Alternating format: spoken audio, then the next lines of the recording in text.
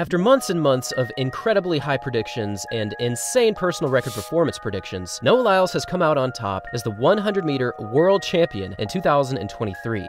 I'm not gonna lie, this did surprise me a little bit, but I'm not entirely surprised because Lyles really knows how to put together a great season. He knows how to peak at the right time, and given his practices that have reached some insane top speeds, Lyles has come out on top and really showcased something special, and this really could be the beginning of something huge in the future.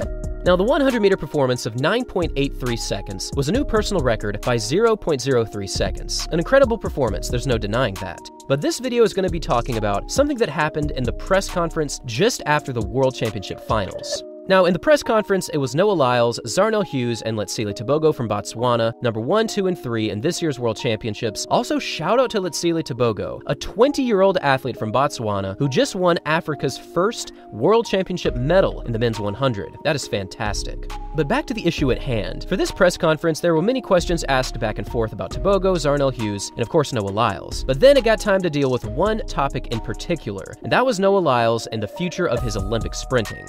Now, the reason we're talking about this one issue is because recently on the Let's Run podcast, we had one of the founders actually state that he doesn't think that Lyles will ever win an Olympic gold. Now, I wouldn't say that this is a super hot take. I think Lyles is certainly putting together an incredible 2023, and at the moment at least, he has to be the favorite moving into 2024 in the 200 meters. Perhaps in the 100 if he continues to start very well, but certainly in the 200. After Lyles answered one question from Jonathan Galt from Let's Run, he then looked over to Robert Johnson, another Let's Run founder, and then asked him, how many Olympic gold medals am I gonna win now? Now, I wouldn't say that this was a roast by any means. This is just one man with high confidence asking the question again and seeing if there's any change in the question at hand. Now, when Lyles asked this question, Johnson replied by saying that Tebogo is still very young, and just like he did a few seconds earlier, Lyles clapped back, saying that he's also very young as well.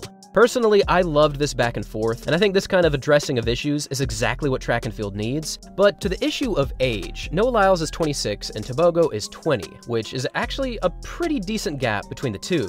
Noah Lyles certainly has 5, 6, or even 7 years of top-tier sprinting performances in his future, but Letsile Tebogo, at least right now, has about a decade left. I think there is some truth to the age gap because Letsile Tebogo's improvements have been stunning this season, and while Lyles has proven his consistency, this is not a moot point by any stretch.